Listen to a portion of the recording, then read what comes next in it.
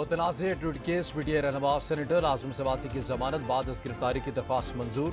Chief justice Aamir Farooq ने महफूज फैसला सुना दिया। दलाइल मुकम्मल होने पर इस्लामाबाद हाईकोर्ट ने फैसला महफूज किया था।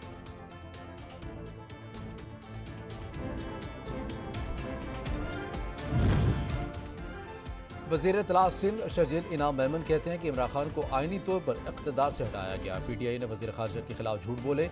हमने पीटीआई के किसी एमपीए या एमएनए से राबता नहीं किया। तहरीक इंसाफ इदारों के खिलाफ झूठा प्रोपेगेंडा कर रही है।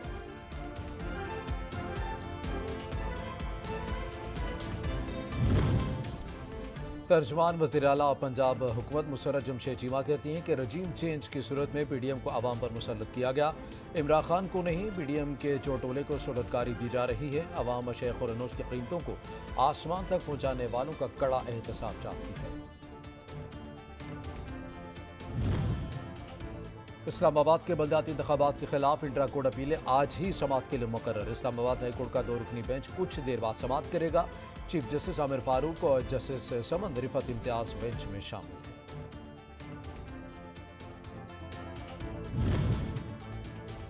कराची में बल्दियाती इंतखाबात जल्द कराने के लिए एमके मुतहरिक सिंध हाईकोर्ट में आईनी दरख्वास्त दायर कर दी गई। इंतखाबी फहरिस्तों में नकाइस हल्का बंदियों को जवाब बनाया गया है।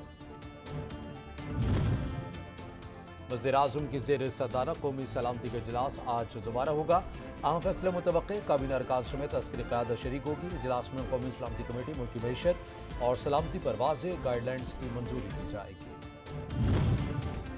और कोहाड़ के इलाके दरादम खेल में खौफनाक ट्रैफिक हादसा, मिनी ट्रक और मुसाफिर वैन के दरमियान टक्कर से 7 अफराद जाम बहक और 5 जख्मी हो गए। लाशों और जख्मियों को अस्पताल मुंतकिल कर दिया गया।